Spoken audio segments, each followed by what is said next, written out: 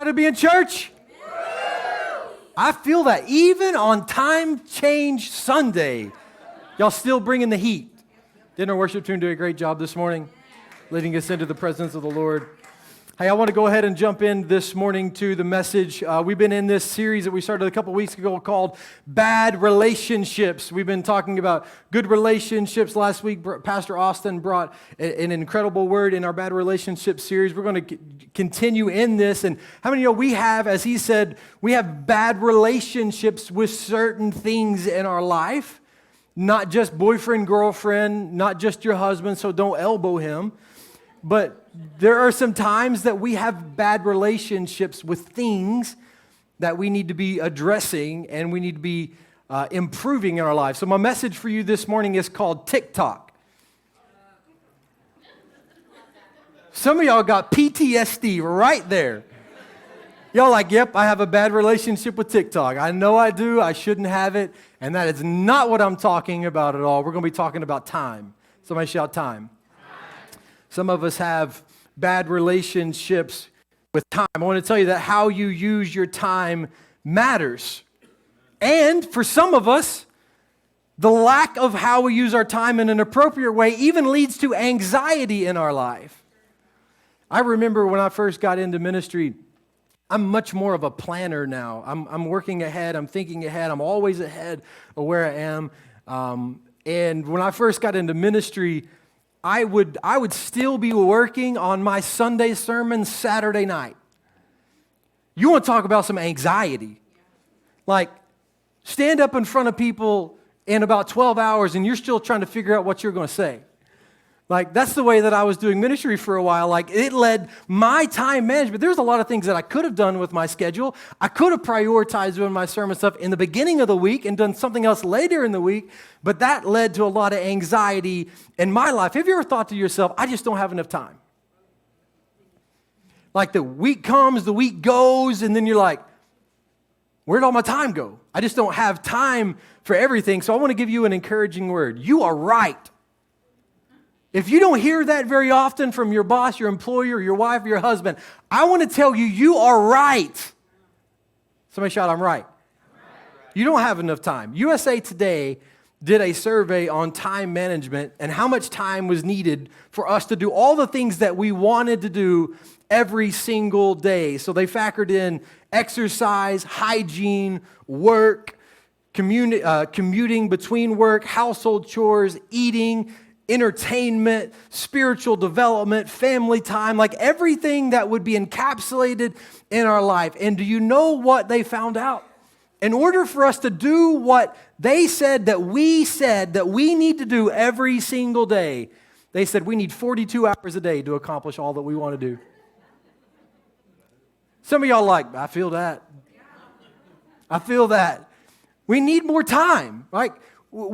Time is an issue for us. I mean, it's insane that we need 42 hours to accomplish things that we need to get done in a 24-hour day. And what was interesting about the 42 hours is not one of those things was sleep.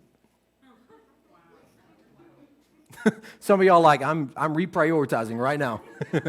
I need at least 6 hours, okay? That time change hit me hard this morning. I went to bed last night, had some allergy stuff. Went to bed around 11, which is actually around 12 because today. Then I took a Benadryl. My alarm went off. I was like, not today, Satan. Not today. Time hit me hard this morning. We just don't have enough time for everything, right? So if you're frustrated because you don't have enough time to do what you need to do, I just want to say welcome to life. We're so glad that you're here. We're all in the same boat. You may not have all the things, pay attention, that you want to do, all the time to do the things you want to do, but I believe that you do have enough time to do the things that you need to do. Somebody shout, need to. So when it comes to life, we need to realize the first thing is that time is short. We all understand that, don't we? Time is short. Do you remember whenever you were young and you were in school and you thought school would never end? Like, you're in 9th grade, 10th grade would never come. You're in just the regular school day, 8 a.m. You're like, 3 p.m. is never going to get here, right? It's just a long, long time. And then all of a sudden, something magical happens and you graduate. Some of y'all are like, yeah, that was magic. You graduate. And then what happens? Have you ever noticed that once you graduated, it seems like somebody's got your life on fast forward? Like you've got your life started, your career's going, you've got kids. Kids like destroy your time. And I still remember whenever I was getting into this mental state of trying to figure out where all of my time went. Like I remember being this teenager that thought that I had all the time in the world. And you may be a teenager here this morning. You think you got all the time in the world. But I still remember sitting in that seat thinking that. And then I stand on this stage and I'm 40. Or I'm about to be this year. I will be 40 this year. Pray for me. I may hit a deep depression when I hit 40. Some of y'all are like, I'm 50, I'm 60, I'm 65, I'm 70. Like I don't know all your ages. But time just has a way of just getting away from us. I'm like, this may be a really morbid way to look at it, but half of my life is already over. I'm half dead. Don't laugh. Some of y'all are ahead of me. And I'm half dead, and that's if I live my entire life.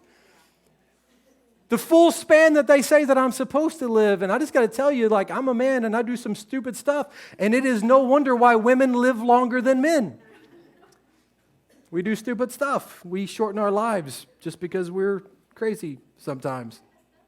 We have this thing where we say that time flies when you're having fun. Right? Like you work through the week, Monday through Friday seems to drag. You hit Friday at 5, between Friday at 5 and then Sunday night, you're like, wow, those two and a half days went by fast, right? Time flies when you're having fun. But I just want to shorten that. I just want to say that time flies.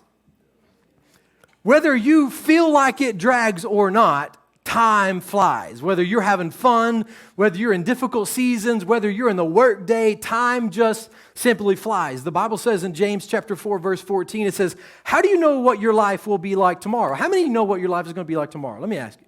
How many know? Like you can have plans, but how many know what you're actually going to face tomorrow? That's what the Bible says. How many of you know what your life will be like tomorrow? Your life, listen, is like a morning fog. It's here for a little while, and then it's gone. I've been realizing this the years that go by and the older that I get, how short life truly is. So I have this string. You guys have probably seen this type of illustration before. This is a really short timeline, but this is a timeline. Okay? So on the stage right of this little ribbon is generations past. On stage left of the ribbon would be generations future. And I just have to wonder, if I look at this line and I'm looking about all the generations that have come before me, I wonder what they would say about how short time is. Like they've came, they've gone, they lived their life. And here I am right in the middle, stuck in the middle with you. I play the drums, I don't sing. Amen. See, there are certain things you just shouldn't, amen.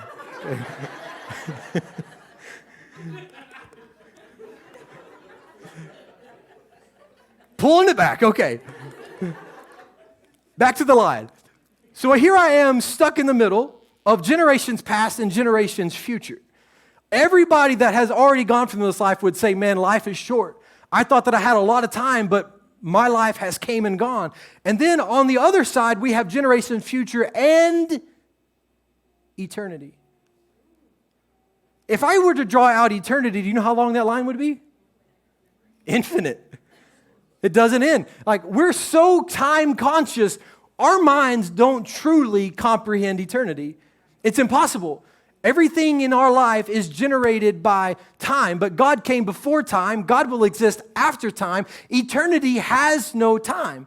So here in this big span of eternity, here I have my little blimp dot of a life. It's right there.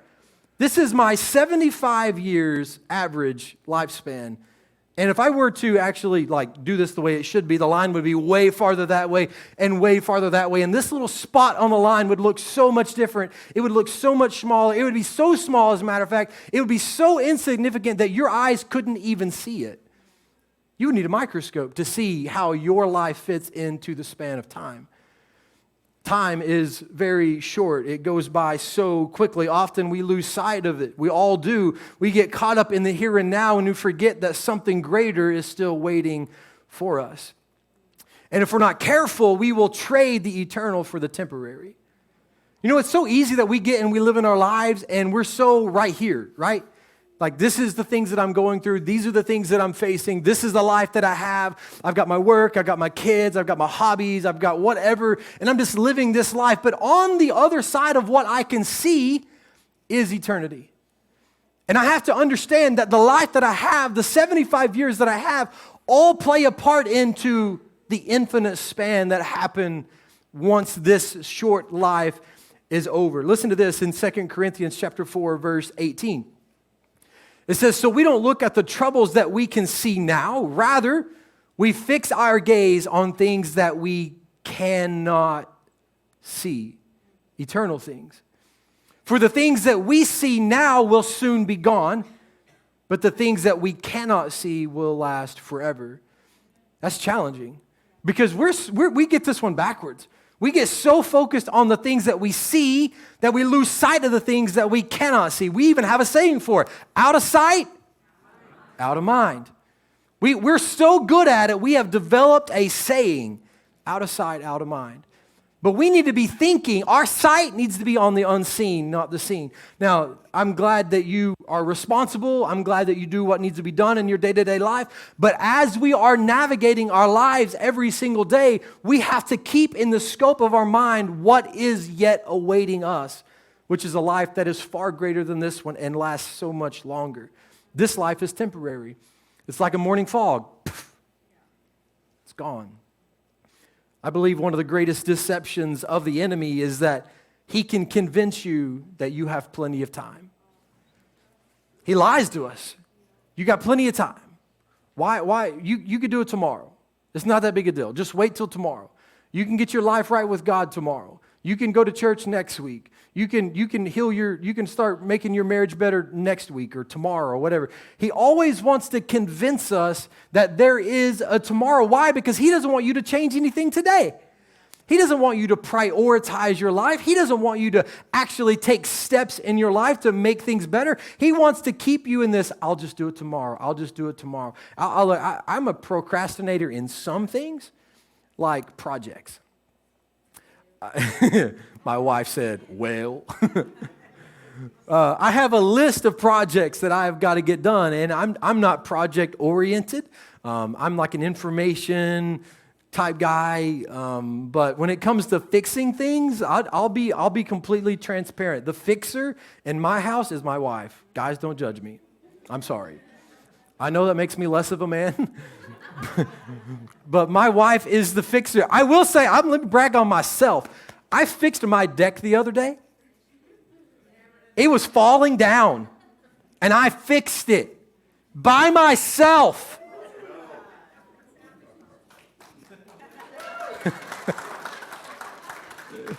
Some of y'all are like, yeah, okay, pity claps, okay. Good job. Good job. I even fixed my smoker. Jeremy, I fixed my smoker. It's ready to roll. Got to get some pork butts on. The truth is, a lot of people, even people that you know that have passed on from this life, woke up one day or actually didn't wake up one day. They thought that they had tomorrow, and tomorrow never came. Every time I do a funeral for somebody, it's a constant reminder that tomorrow never came. We understand that life is a blessing, but we need to understand that life is short. And on the other side of this short line called life is eternity. And how you handle this little mark, this little blimp on the radar, determines what happens for the rest of the timeline. It's really important. Life is short, so use it wisely. The second thing is, time is the currency of life. Time is the currency of life. Time is truly the most valuable thing that you possess. Not your house, not your car, not anything that you own, but time is the most valuable thing that you possess. You can make more money. You can buy more cars. You can buy more houses. You can do all types of things, but you know what you can't do? You can't make more time. It is the most valuable thing that you possess. When we spend ourselves through our time every single day, the question is, what do we spend our time on? If there's one thing that I know about time, every single one of us are busy. How many busy? You're lying, you're lying, you're lying. We're all busy. Every single one of us are busy. My busy looks different than your busy, but we're all busy. I remember when Cassandra and I, we were youth pastors at a previous church, and early in our ministry, just to try to make ends meet, we had 5 jobs between us. I was full-time at the church with a part-time salary, and I drove a school bus. I was a substitute teacher. My wife was a library assistant at the school. She also cleaned a house on the side. We were very, very, very busy. On top of that, we went to church every Sunday morning, every Sunday night, and every Wednesday night. On top of that, we had 3 boys playing baseball on 3 different baseball teams with 3 different practice schedules and 3 different game schedules. I remember going to a coach one time. I was like, dude, listen, there's only 2 of us, so I'm going to need you to take my kid to the game because she's got to go there and I got to go here, so you're going to have to meet us in the middle. So we were super, super busy. So I understand that that is the smallest part of our life, and I know that you guys are just as busy, and even though we are all busy, guess what? We find ways to make times for the things that are important to us, don't we? Even this busy, I will cancel something if I have to, if something is that important to me. I guarantee you, if the Hogs are playing, I'm going to readjust my schedule real quick. Don't judge me. Some of y'all ain't Hog fans. I'll pray for you. I'm going to give you a hard truth this morning, and you'll have to love me through it. Are you ready for it? I don't think, y'all like, I don't want to say yes. I don't want to say yes. Talking about prioritizing our time. Listen. We don't prioritize God's house the way we used to. You see, I remember a day when church used to be our excuse for missing things, and now things is our excuse for missing church. I remember a day when schools didn't schedule sporting events on church days, and now it's like the norm, right? Barna did a recent study on church attendance after COVID. And it showed pre-COVID that faithful church attendance was qualified as attending church 3 times a month. Since COVID has happened, the recent study shows that now what is qualified as faithful church attendance is 1 time a month. 1 time. Hebrews chapter 10, verse 25, it says, "And let us not neglect our meeting together as some do, but," listen, "encourage one another, especially now that the day of his return is drawing near." How many really, truly believe that Jesus is coming back? I mean, look, if I got to choose a way to go, I want to go that way. Beam me up, Scotty. I'm out of here. I'm done, gone, poof, like that fog. Poof. I'm out of here, right? I want that. I want the rapture to happen. I want God to take his church out of here. So every single day that I live is one day closer to that moment happening in my life. Here's our problem. Sometimes we live our lives acting like this moment ain't coming. See, when I grew up in church, we talked about the rapture of the church. You better get ready. You better get ready. Jesus is coming. You better get ready. And now we live our lives like we've heard it all our life and Jesus ain't coming. We stop living our lives with urgency. We lose sight of the fact that time matters, that God is coming back. His son Jesus is coming back. I promise you, he's coming back. And I need to live my life as if he is, with urgency, encouraging one another. If I ever send you a message or a text message about, hey, we missed you at church or something like that, it's not because I'm trying to make you feel bad for not coming. I'm trying to encourage you, right? I'm trying to encourage you. Being faithful to church isn't to make a pastor feel good. It's to discipline yourself to prioritize God in your life and in your time. Give God your time. Galatians chapter 5, verse 17 says, the sinful nature wants to do evil. Everybody understands that one, which is the opposite of what the Spirit wants. And the Spirit gives us the desires that are opposite of what the sinful nature desires. These 2 forces, pay attention, are constantly fighting each other. So you're not free to carry out your good intentions. You're always going to be in a battle. Every single day. I believe that every single one of us have good intentions. Every single one of us do. We all say, I wanted to, I tried to, I planned on it, I meant to. But I want to remind us this morning that it isn't our good intentions that pleases God, it's our actions.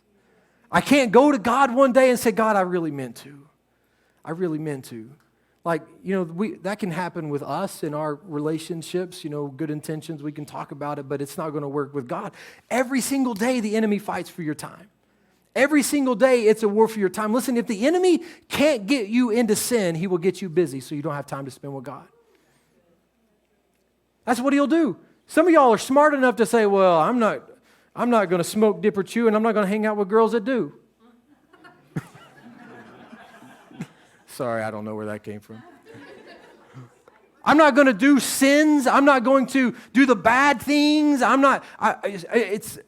been in church long enough that I know what I should do and what I shouldn't do, and we can all have this same type of mentality like, okay, I know I'm not going to do that, but I can just tell you, even though that there are times that I'm not walking in sin, that doesn't mean that the enemy hasn't gotten me so busy that I'm not walking with God. You understand the difference? I have to walk with God with my time. I have to give God my time because the enemy will try to steal it. Don't minimize time as a non-spiritual issue because the truth is it is one of the biggest spiritual robberies in our generation today. Because what I spend my time on shows you what I value in my life. And the last thing this morning when it comes to your time is you can only handle so much. You can only handle so much. At some point, you reach your breaking point. My life can only handle so much. So I gave you guys this morning, or Guest Connect gave you guys this morning a paper plate. This plate is your life. This plate is what you can hold. You've been given 2 plates, one's for now, and then one is going to be for later. You can do this now. There's a pen in front of you. You can do it later. I don't really care, but I want you to do it because I think it'll be good for you just to kind of visualize it. I want you to write down the things in your life that get your time. And the things that get the most time, I want you to put in bigger font. So if it's your work, church, Jesus, family, hobbies, whatever it is, I want you to write that down and put your font in perspective of what you give your life to. Prayer, Bible study, whatever it may be. And I want you to do that. You can do it now as I continue preaching. You can do it later, whatever. But I want you to take one plate, whether now or later, and I want you to put the things that are on your plate in your life. This is my life. This is what I'm trying to accomplish in a 24-hour day, every single day, 365 a year. I'm trying to accomplish what the things that I put on this plate. I can only put so many things on this plate. If I start overflowing the things on my plate, it's going to look like my Thanksgiving plate, and I'm going to have juice running off the sides, right? It's going to be overflowing, and I'm going to make a mess. I have to figure out what are the things that I can actually hold on my plate with my time. What's enough? What's too much? What's a healthy amount? What can I actually handle? I think the saddest thing in our world is for a person to have misplaced priorities. Robert J. McCain said this. He said, the reason most major goals are not achieved is because we spend too much time doing second things first.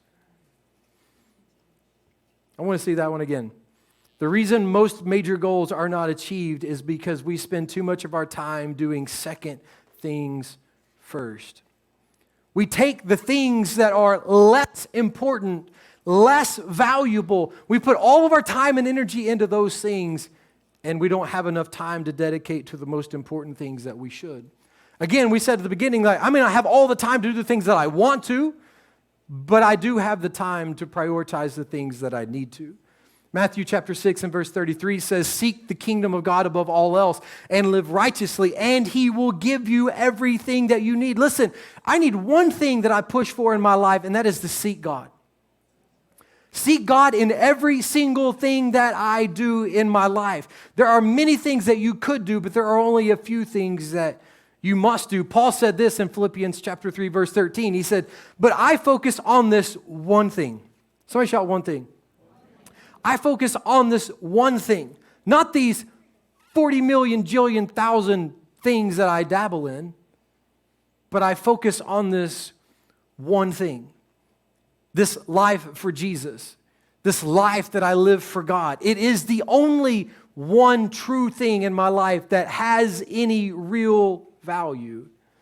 Devoting a little of yourself to everything means committing a great deal of yourself to nothing at all. I want to wrap this up.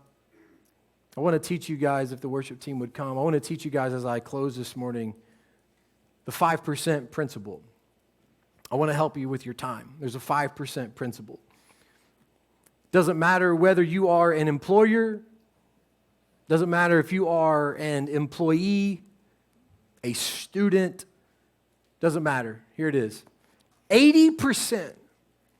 You said I was going to do 5%. I'm going to get there.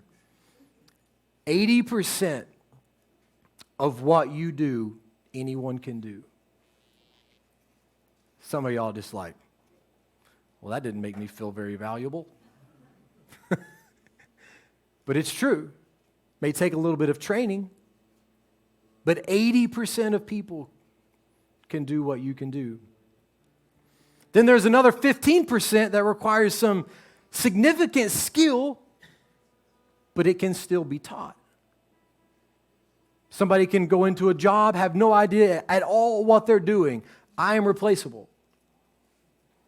My position is replaceable. Somebody else can do what I do.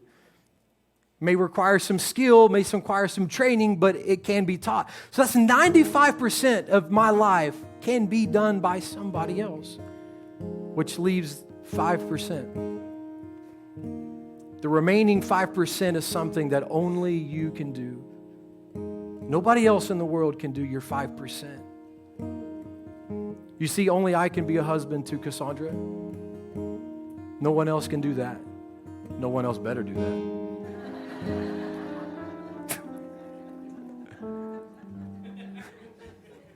This was supposed to be a serious moment. Only I can be a father to my children. Only I can grow spiritually. See, I can't hire someone to grow my relationship with Jesus. I have to do that. Only I can establish the priorities of my life. Nobody can do that for me. That's my 5%. My 5% is nothing that you can do for me. It's something I have to prioritize for myself. But you know, what I have found is we spend so much of our time, energy, effort, even money on the 95% of our life. And we just casually glance over the 5. But I want to tell you this morning that 5% is so important. It's so valuable. That 5% that only you can do is so vitally important. I want to get this in your heart this morning. God isn't going to hold you accountable for whether or not your company or your career was successful. He doesn't care how many times you made Employee of the Month, but He will hold us accountable for how we handled our 5%. The things that only you can do, 5%. The biggest percentage of your life isn't the most valuable. The value is in the 5%. I want to tell you to invest more of your time in your top 5%. You know what you can't do with time? You can't create it. Yes. We talked about it. Yeah, you need those. It's the most valuable possession in the world because you can't make it. It is a determined number, and when it's over, it's over. I can't create time, but you know what I can do? I can trade it. I can't create it, I can trade it. Some of you guys need to look at your plate and figure out, where can I trade my time? I can't create it. I can't make this plate bigger. I can't make my life last longer, but I can change the font size. I can change the font size. Some of you are like, work is my entire life. And I understand that we have to work to live. I understand that money is part of our life and it is very valuable, but what about your top 5%? Check. See, the question this morning isn't whether or not your plate will be full. Your plate will be full. There's no question about it. Check. The question is, check. what will it be full with? Is it going to be filled up with the 95%? Check. Or is it going to be filled up with the 5%? The reason I gave you your second plate is I want you to Check. think and pray and talk, and I want you to go home. And I want you to take this plate. You can throw it away. You can do whatever you want to, but I want to encourage you to do this. I want you to look at your plate as it exists right now, compared to your 95% or your 5%. I want you to go home. I want you to take this other plate, and I want you to rework it. I want you to reprioritize your life, and I want you to put in the biggest font your 5%. Figure out how much different could my life look like. Again, I don't have time for everything, but I do have time for the most valuable things. So It may take some reworking. able to sync. It may take some reprioritizing. But God gave me one plate. He gave me one life. He gave me one chance, and I need to make sure that I prioritize it appropriately. Your plate that you have right now is blank. Your second plate is blank. I wanted it to be blank because it signifies a blank slate for your future. That's what it is. Right now, you can't do anything with what you've done for the moment that you stepped into this building. But you have a blank slate in front of you. And you can say, God, help me to reprioritize my time. Help me, God, to focus, to make the first things first and the main things the main things. I don't want to get caught living my life doing second things first. You decide how you spend the most valuable asset in your life, and that is time. Bow your head with me this morning.